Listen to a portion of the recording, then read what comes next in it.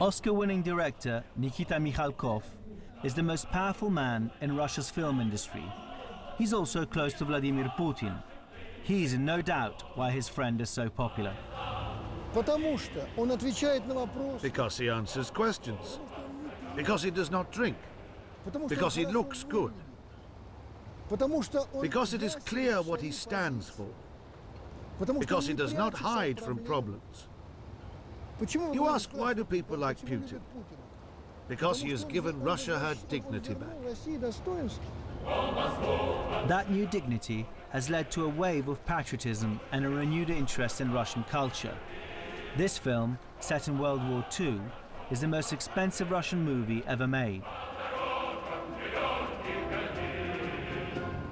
When I first came here, the highest-grossing films were Hollywood blockbusters. Now they're all Russian.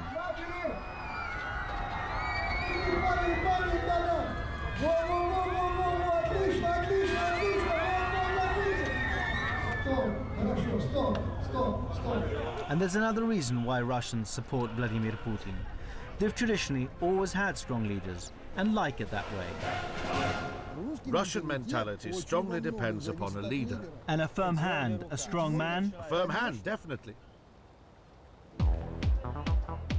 But it's not just Putin's friends in high places who think a firm hand's needed. The wealth is starting to trickle down to a new middle class who shop at places like GUM, Moscow's answer to Harrods. They too love Putin. We're not as civilized as we would like to be, which is why we have pretty hard leaders. For now, there's no other way to rule us.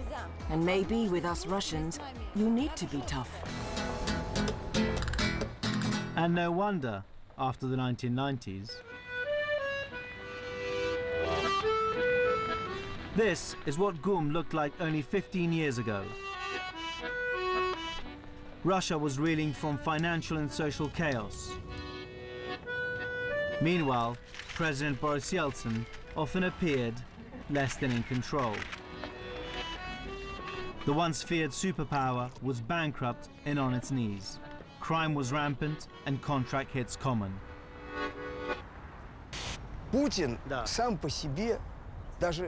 is not so much a cause of something, but the product of a reaction to the national humiliation and collapse and degradation that we saw here in the 1990s. Mikhail Leontiev has a political show on state TV, watched by up to a quarter of the Russian audience. He sings to the Kremlin's tune, but also reflects the view of the man on the street. The country woke up again when Putin came. It stopped washing its dirty linen abroad, telling everyone how sick, drunk and incapable of a normal existence we are. Putin gave us our nation back. So, that's the popular view in the capital. But Moscow is not Russia, the locals like to say.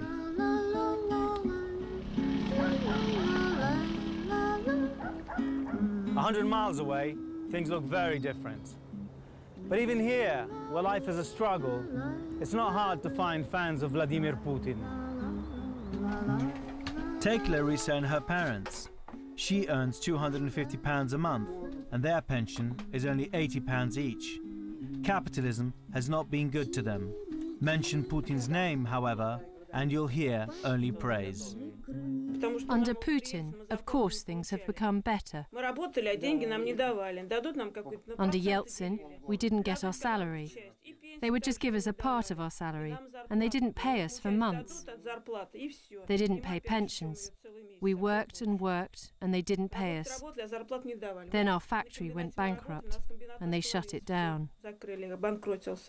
Before Putin became prime minister, most Russians wanted him to stay on as president. What do you think? Of course, it would have been better for him to stay. Because during his time, we saw no suffering. Now, they pay our pensions and even raise them. How do you get around that? One man who knows how the views of Russians have changed since the end of the Cold War is Vladimir Pozner. Once a Soviet propagandist, he turned his back on communism and has become one of Russia's sharpest commentators. what Russians saw was suddenly some people getting filthy rich, the majority of people losing everything they had, and that was supposed to be democracy. And they said, we don't want this. Russians talk about dirmokratia, not demokratia, but dirmokratia. Dirmo in Russia means crap, okay? So initially what was called democracy became, excuse me, shitocracy. For me, nothing sums up better the nature of power in Russia than taking a look out of the window of my flat. Some 400,000 cars pass down here every day. But twice a day, an eerie silence descends. Filming is strictly forbidden, and a full 30 miles of road is completely cleared of cars. All this to allow Prime Minister Vladimir Putin, or the man he's made the new president, to go to work. The men in charge of Russia today are still treated like tsars. As you know, the West looks to Russia as a place that they believe is thuggish, authoritarian, undemocratic, a place which doesn't have a free press, a place where journalists get killed, where there's no opposition voice anymore. First of all, we're a democratic country, and there is no turning back point. Sorry to interrupt, but you can see, though, you can appreciate why people in Britain don't think of Russia as a democracy. Our history of democracy is very short. It's tiny. It's 20 years only. Mm-hmm. The Russian democracy would never, ever copy American or British democracy. But the basics of democracy, multi-party system, market economy, freedom of the press, of course, should be standards for everyone. And it's not just over democracy and Vladimir Putin that Russia and the West differ so radically. There's more. We think the Russians are aggressive. They feel besieged. Take Georgia, for instance. Moscow's view is that Georgia was the aggressor and that Russia was merely defending its citizens. By contrast, many in the West compared Russia's actions with the worst Soviet excesses of the Cold War. A resurgent and very aggressive Russia is a threat to the peace and stability of the region. What is more disturbing about Russia's actions is that they fit into a worsening pattern of behavior over several years now.